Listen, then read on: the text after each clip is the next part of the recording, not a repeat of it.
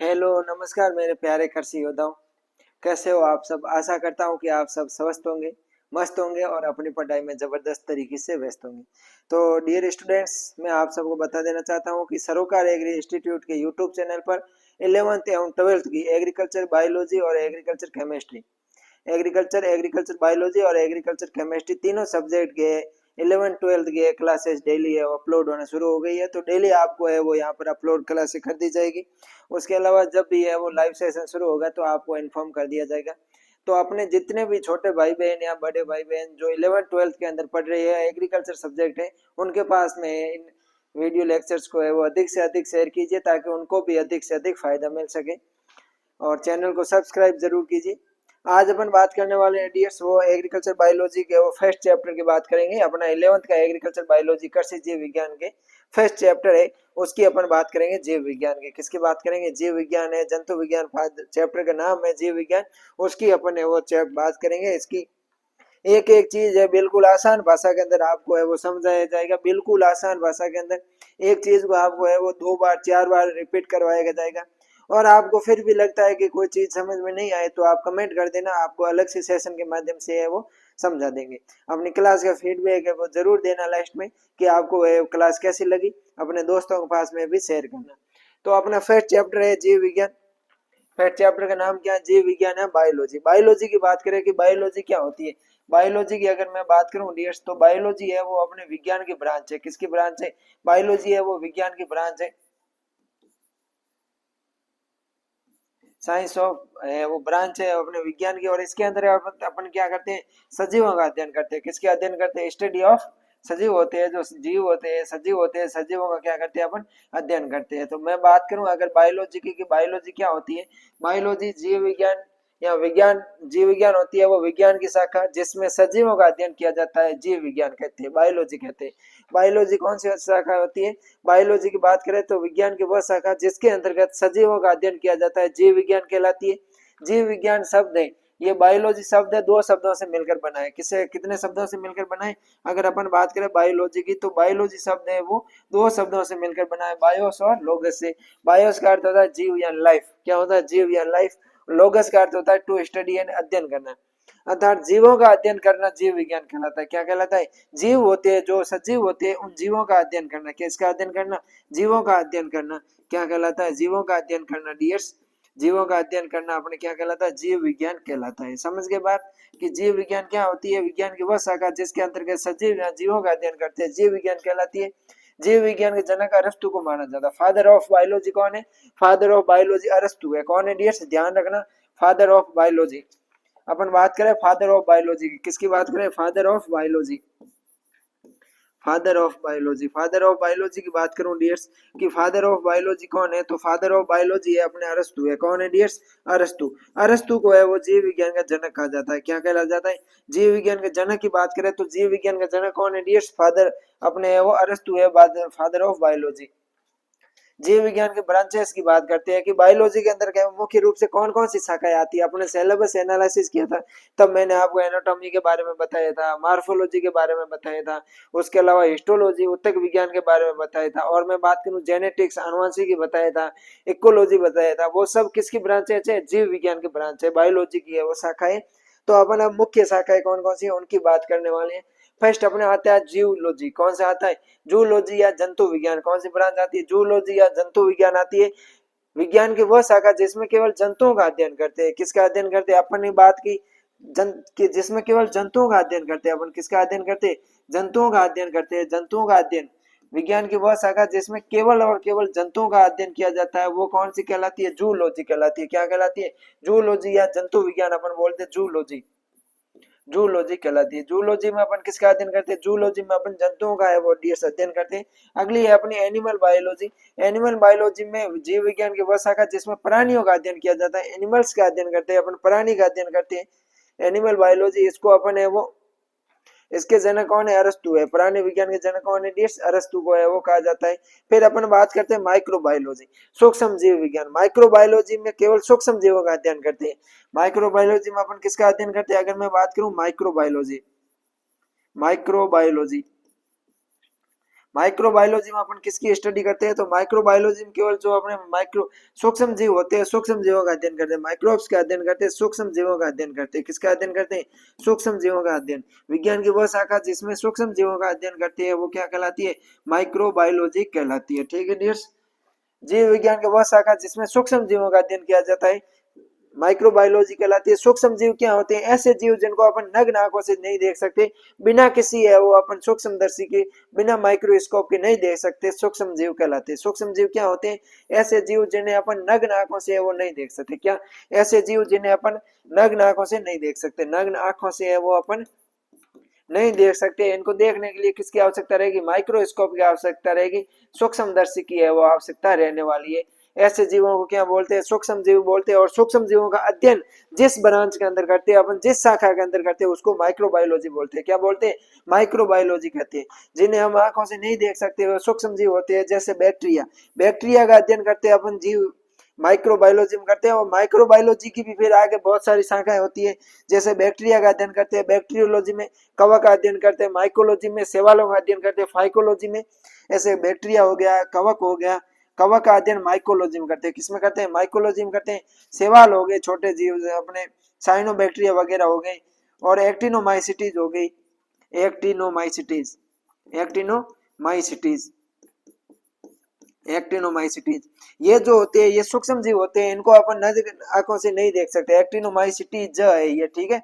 और अपने को पता है जब पहली बारिश आती है वर्षा ऋतु के अंदर, या कभी जब पहली बारिश आती है, प्रथम बारिश आती है, कब आती है, प्रथम बारिश आती है। प्रथम बारिश आने पर मिट्टी से एक सौंधी सुगंध आती है। क्या आती है डियर्स, मिट्टी से सौंधी सुगंध आती है। मिट्टी से प्रथम बारिश आने पर मिट्टी से क्या आती है, मिट्टी से सौंधी सुगंध आती है, सुगंध आती है। और जो मिट्टी से सुगंध आती है वो किसके कारण आती है, एक्टिनोमाइसिटीज के कारण आती है। किसके कारण आती है डियर्स, एक्टिनोमाइसिटीज के कारण आती है।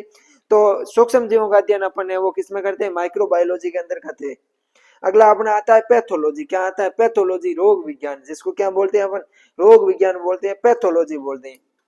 पैथोलॉजी में क्या किसका अध्ययन करते हैं, विज्ञान की वह शाखा जिसमें रोगों के कारणों, रोगों के कारक तथा रोगों के नियंत्रण का अध्ययन करते हैं। किसका अध्ययन करते हैं, पैथोलॉजी की। अगर मैं बात करूं कि पैथोलॉजी में अपन क्या करते हैं, पैथोलॉजी, पैथोलॉजी की बात करें तो विज्ञान की वह शाखा जिसके अंतर्गत रोग होते हैं, इन रोगों के कारण, विज्ञान की वह शाखा जिसके अंतर्गत रोगों के कारण, उसके अलावा बात करें रोगों के कारक और रोगों के नियंत्रण का अध्ययन करते हैं। किसका अध्ययन करते हैं, मैनेजमेंट का अध्ययन करते हैं, नियंत्रण का अध्ययन करते हैं। वो क्या होती है, अपने पैथोलॉजी होती है, रोगाणुविज्ञान या रोग विज्ञान होता है। उसके बाद में अपना आता है साइटोलॉजी। क्या आता है, साइटोलॉजी, कोशिका विज्ञान। साइटोलॉजी या सेल बायोलॉजी की बात करें तो साइटोलॉजी में अपन कोशिकाओं का अध्ययन करते हैं। किसका अध्ययन करते हैं, कोशिकाओं की संरचना का अध्ययन करते हैं, साइटोलॉजी।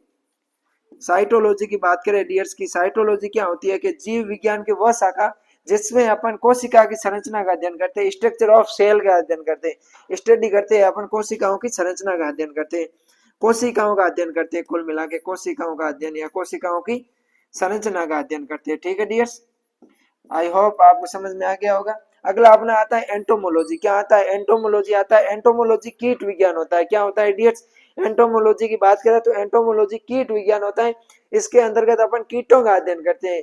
जैसे अपने आगे अपन 11th या 12th में आप पढ़ोगे, आप इसमें भी अपन पढ़ेंगे 11th बायोलॉजी के अंदर कृषि में काम आने वाले लाभदायक कीटों के बारे में पढ़ेंगे। तो कीट होते हैं जो अपने, कीटों की अगर मैं बात करूं, कीटों की, किसकी बात करूं, इंसेक्ट्स की बात करें, कीटों की बात करें तो ये आर्थ्रोपोडा संघ में आते हैं। किस में आते हैं डियर्स, आर्थ्रोपोडा संघ के अंतर्गत आते हैं। और इनकी अपन बात करें तो इनका शरीर 3 भागों में बटा होता है, सिर, वक्ष, उदर, इनमें 3 जोड़ी टांगे पाई जाती है। इन कीटों की बात करें तो इन कीटों का अध्ययन अपन किस में करते हैं, कीटों का अध्ययन है अपन कीट विज्ञान एंटोमोलॉजी में करते हैं। किसमें करते हैं डियर्स, एंटोमोलॉजी में करते हैं। ठीक है, आई होप आपको समझ में आ गया होगा कि एंटोमोलॉजी क्या होता है, कीट क्या होता है, ये आपको समझ में आ गया।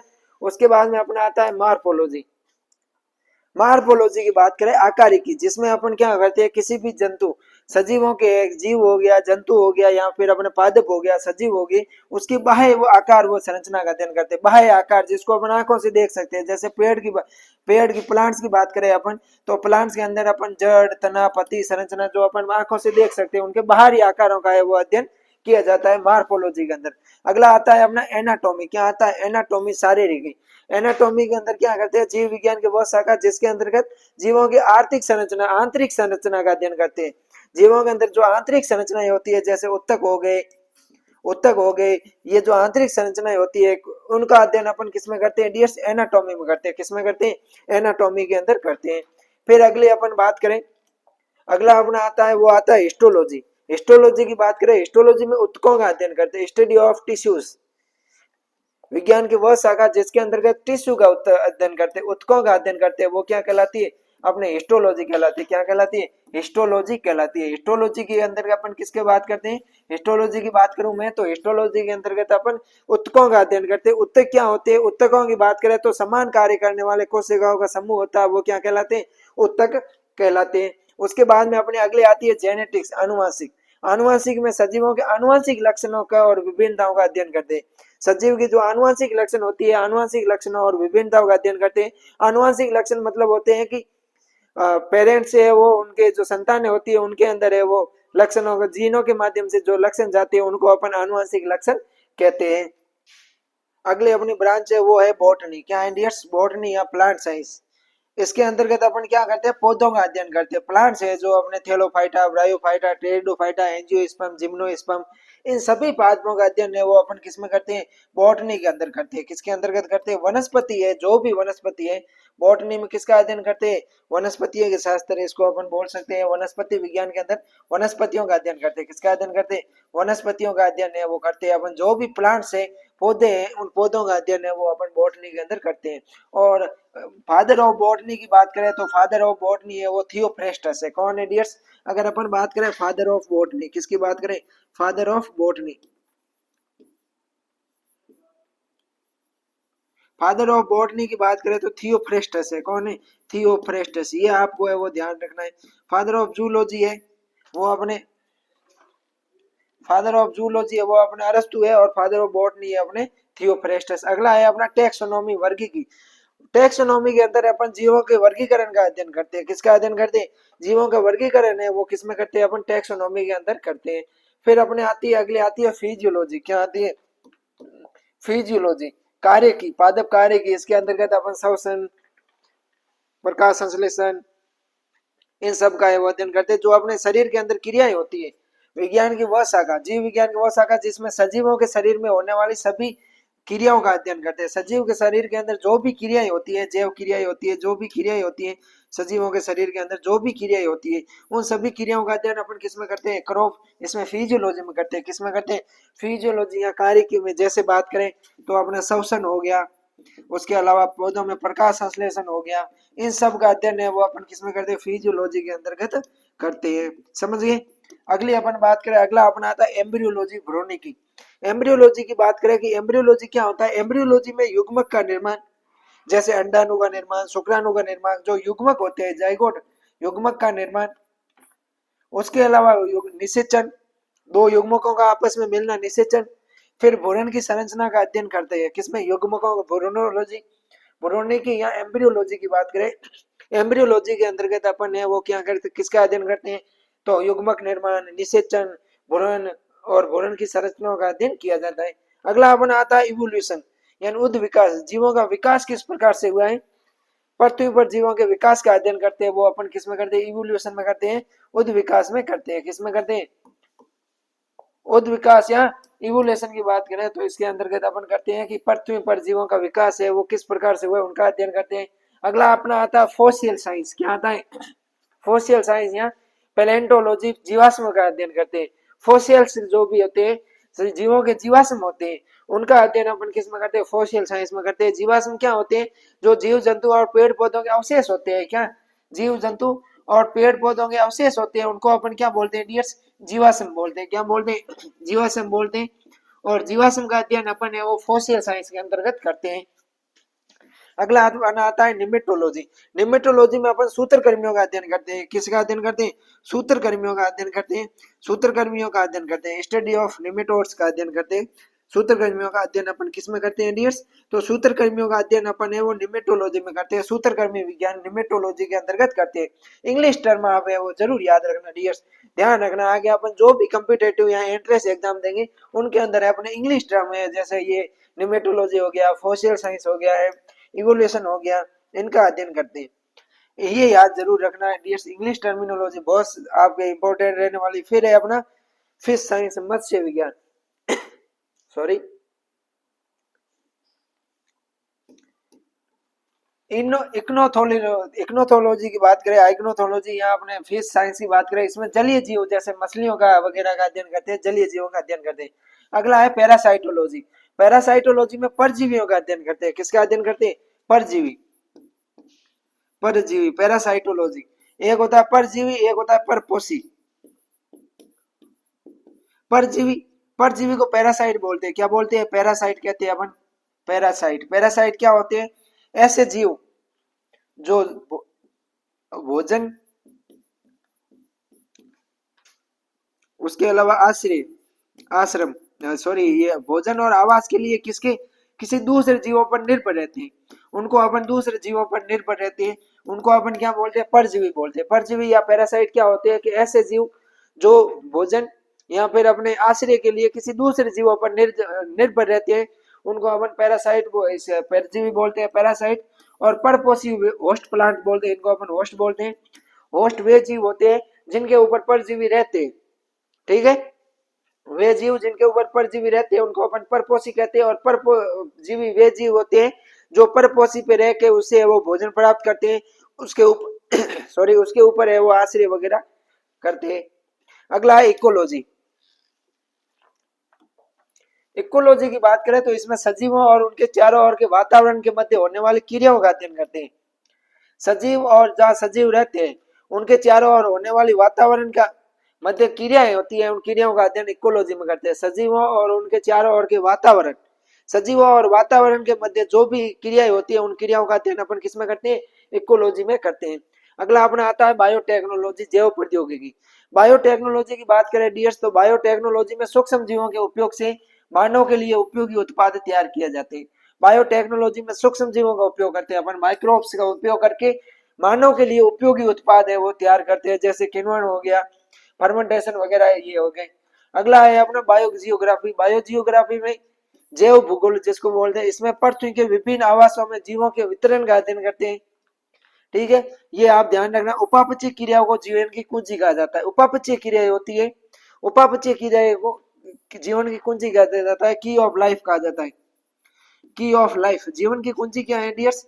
तो जीवन की कुंजी है वो है अपने उपापचय क्रिया। कौन सी? उपापचय क्रिया। उपापचय क्रिया भी दो प्रकार की होती है, एक होती है उपचय और एक होती है अपचय। ये भी आपको है वो ध्यान रखना। इनको है वो डियर्स उपचय, अपचय को है उपापचय क्रिया कहते हैं। और उपापचय क्रिया को की ऑफ लाइफ, जीवन की कुंजी कहा जाता है। ये हो गई अपने मुख्य ब्रांच है जो अपन जीव विज्ञान में पढ़ते हैं, बायोलॉजी में पढ़ते हैं। अब अपन बात करते हैं जीव विज्ञान के अध्ययन क्षेत्र कौन कौन से हैं। जीव विज्ञान के अध्ययन क्षेत्रों की अपन बात करने वाले हैं। तो पहला है फूड एंड बायोलॉजी, यानी कि भोजन व जीव विज्ञान। मानव जीवन के लिए भोजन अति आवश्यक होता है। मानव जीवन या किसी भी जीवन के लिए है वो भोजन है वो अति आवश्यक होता है। जीव विज्ञान के अध्ययन से हमें यह पता चलता है कि मानव के लिए भोज्य पदार्थ जैसे अनाज, दालें किस जीवों से प्राप्त होती है। मानव के लिए भोज्य पदार्थ होते हैं। जीव विज्ञान से हमें यह पता चलता है कि मानव के लिए जीव भोज्य पदार्थ जैसे अनाज हो गई तो अनाज वाली क्रॉप से, सीरियल क्रॉप से प्राप्त होती है। दालें दलहनी फसलों से प्राप्त होती है। पेड़ पौधों से प्राप्त होने वाले भोज्य पदार्थ, जंतुओं एवं पक्षियों से प्राप्त होने वाले भोज्य पदार्थ जैसे अंडा, दूध, शहद आदि जीव विज्ञान से पता चलता है। दूध के लिए अच्छी नस्ल कौन सी है, मधुमक्खी से शहद प्राप्त होता है। ये सब अध्ययन अपन जीव विज्ञान में करते हैं। अगला अपना आता है हेल्थ, डिजीज एंड बायोलॉजी। क्या पाए अपना क्षेत्र, अध्ययन क्षेत्र कौन सा है? हेल्थ, डिजीज एंड बायोलॉजी, स्वास्थ्य एवं रोग और जीव विज्ञान।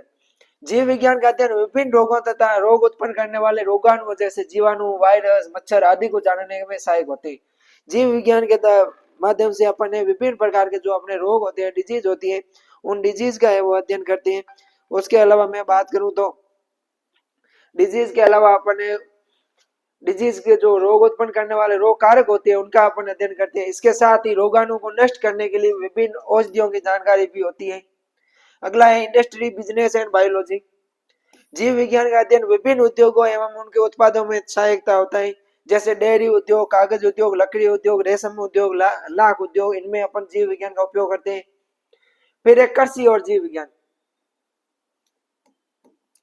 कृषि भी और जीव विज्ञान की मैं बात करूं तो जीव विज्ञान के द्वारा ही कृषि के लिए लाभदायक जंतुओं जैसे केंचुए की जानकारी प्राप्त होती है जीव विज्ञान से। जो जैविक खाद का निर्माण करता है, केंचुआ है वो वर्मी कंपोस्ट का निर्माण करता है। किसका निर्माण करता है? वर्मी कंपोस्ट का निर्माण करता है। जैसे केंचुए के द्वारा कृषि के लिए वर्मी कंपोस्ट खाद प्राप्त होती है। इसके साथ ही कृषि के लिए हानिकारक जीव जंतु जैसे चूहा, दीमक आदि की जानकारी भी अपन को कहां से प्राप्त होती है? बायोलॉजी से प्राप्त होती है। अगला है कंजर्वेशन। जीव विज्ञान के द्वारा विभिन्न जंतुओं की जानकारी के साथ साथ जंतुओं की जानकारी प्राप्त, उन जंतुओं की भी जानकारी अपन प्राप्त करते हैं जो लुप्त होने की कगार पर है या लुप्त हो चुके हैं।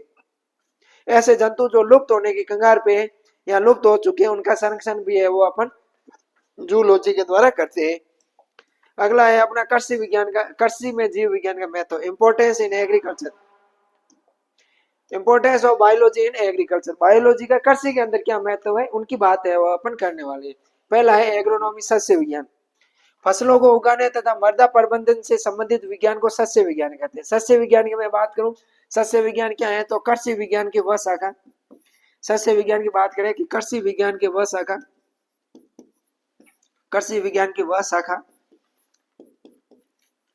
जिसके अंतर्गत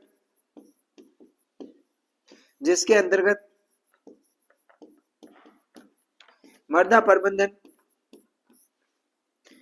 प्रबंधन क्रॉप सॉइल मैनेजमेंट, मृदा प्रबंधन एवं कृषि विज्ञान की वह शाखा जिसके अंतर्गत मृदा प्रबंधन एवं फसल उत्पादन, क्रॉप प्रोडक्शन, फसल उत्पादन से संबंधित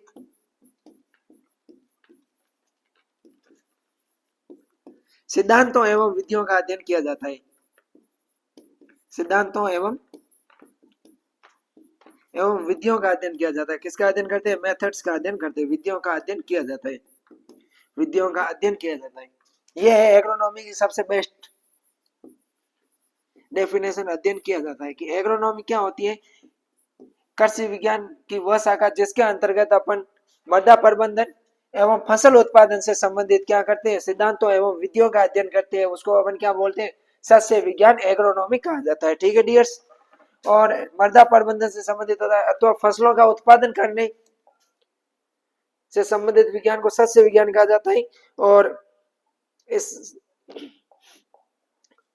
इसमें मृदा से संबंधित जानकारी जीव विज्ञान द्वारा प्राप्त होती है। अगला है हॉर्टिकल्चर। क्या है डियर्स? हॉर्टिकल्चर, फलों, फूलों और औषधियों को उगाने के प्रबंधन को उद्यान विज्ञान कहते हैं। उद्यान की बात करें हॉर्टिकल्चर, तो हॉर्टिकल्चर के अंदर है वो अपन वानिकी फसलें होती है, उद्यानिकी फसलों का अध्ययन करते हैं। किसका अध्ययन करते हैं? उद्यानिकी फसलों का अध्ययन करते हैं। स्टडी ऑफ गार्डन क्रॉप्स, उद्यानिकी फसलों का अध्ययन करते हैं अपन हॉर्टिकल्चर के अंदर। कौन सी फसलों का अध्ययन करते हैं? गार्डन क्रॉप्स का अध्ययन करते हैं, गार्डन क्रॉप्स।